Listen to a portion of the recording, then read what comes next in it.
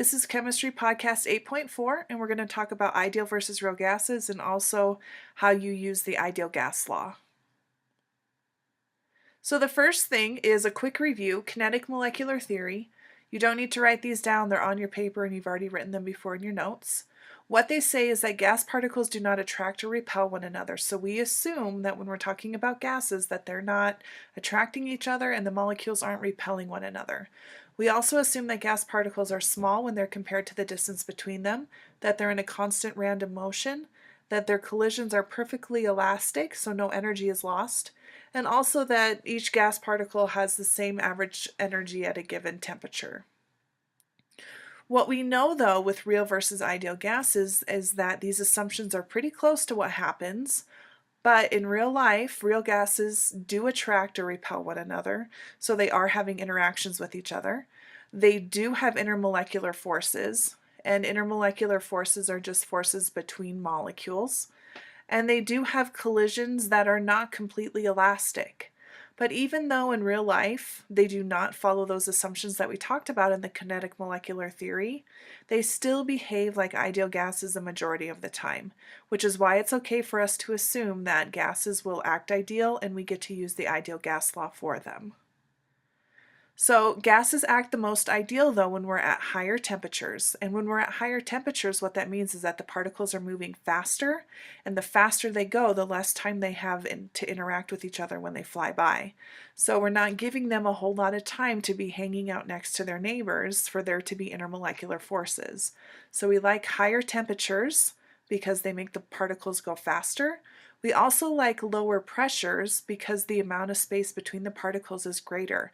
If you have a lower pressure, it means there's more room between each particle, and again, more room means fewer time for them to interact with the other molecules that are around them.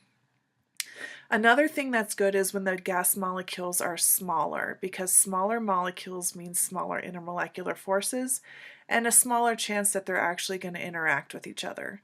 So for example, if we have helium versus bromine gas, the helium gas is going to be more ideal because it's smaller and because it's less likely to have interactions with the other helium molecules around it. So smaller gas molecules, lower pressures, higher temperatures, that's how we get more ideal gases.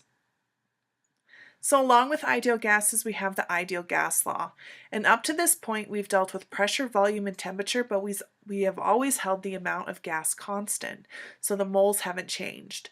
With the ideal gas law, though, what we're able to do is we're supposed to look, or we can look at the volume, the temperature, and the number of moles and the pressure all at the same time. So we can look at all four of those variables, and this is the ideal gas law right here. It's PV equals nRT. What each of these stand for: P is still pressure, and pressure can be in ATMs, it can be in kilopascals, it can be in torr, which is the same as millimeters of mercury.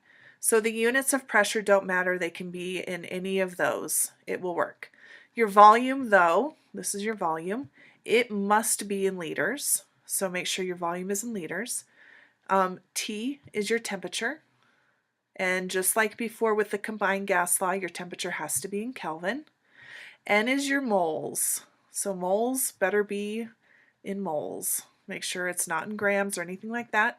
And then R is this new thing. This is called the gas constant, and we'll get to this on the next slide. But the gas constant can have different values depending on which unit of R you're using. So the gas constant just comes from a list that you pick out, and you'll be given the gas constants on any quiz or test that you take. You just have to choose the correct one.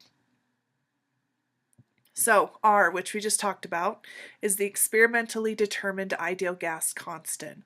Whenever you take the pressure and the volume, so pressure and volume, and divide by the moles and the temperature, we always got a constant, and that constant is the ideal gas constant. That's how they found it.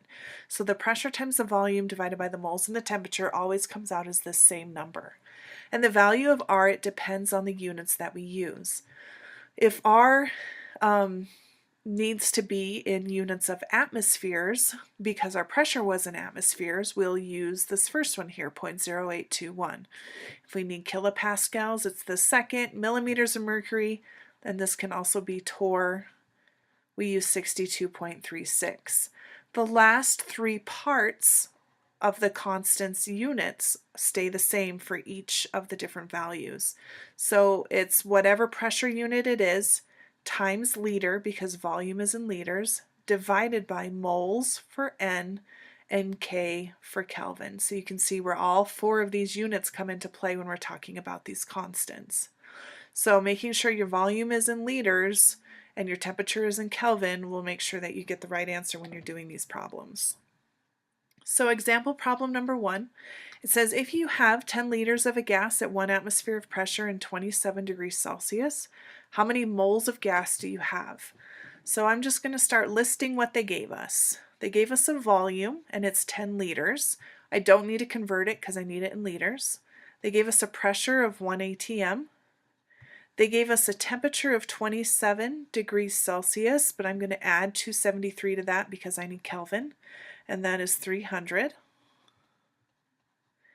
And then they're asking us to find how many moles. The only other value I need is R, which is the gas constant. I look at the three that they gave us, and since my units of pressure in this problem are atms, I'm going to pick the first one that was on that list, the 0.0821, because it has atms in the units. So there's all my values. All I'm going to do is plug it into PV equals nRT, and I am going to be solving for N in this case. So pressure is 1. The volume they gave me is 10. I don't know N. R is 0.0821. I'm going to run out of room. This is 300 Kelvin. Sorry about that. So there's all of those. You plug it in, you solve for N. So I'm going to take 1 times 10 and divide by these two values right here. And N is going to come out as 0.406 moles. And that's your answer. So these really aren't much different than the combined gas law. Just making sure you have the correct units and you pick the correct R is really what you got to watch out for. So the second problem, if you have 46 grams of oxygen gas at 105 kilopascals and 50 degrees Celsius, what is the volume of the sample?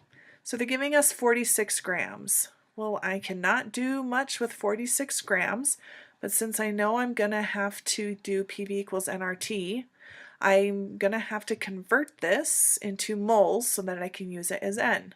So oxygen gas, O2. 2 oxygens have a molar mass of 32 grams, 1 mole. I just do the one-step conversion. So 46 divided by 32 is 1.44 moles of oxygen. That's my N. They give me a pressure of 105 kilopascals. I've got a temperature of 50 degrees Celsius, which if I add 273 to that, it's going to come out at 323 Kelvin. They're asking me for volume, so the last thing I need is an R. And if I use the R with the kilopascals, that's the second one on the list, so it's 8.31. So what I'm going to do, I'm going to plug it in again to PV equals nRT and solve for whatever I don't know, which for in this case is volume. So pressure is 105. I don't know V. My N is 1.44.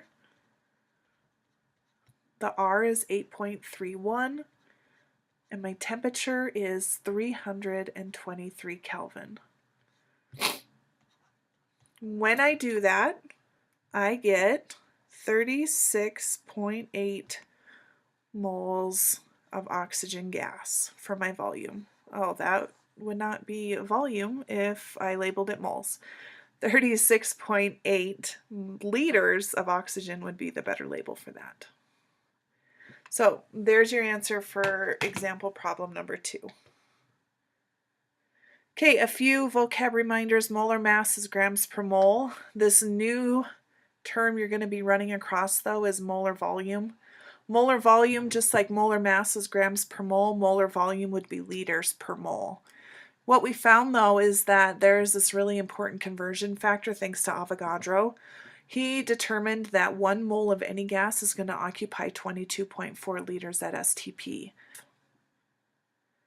Okay, that is it. So using the ideal gas law, knowing the 3 different R's and how to pick out the correct one. That's the big thing from this. And then also Avogadro's principle that 1 mole of any gas will have a volume of 22.4 liters.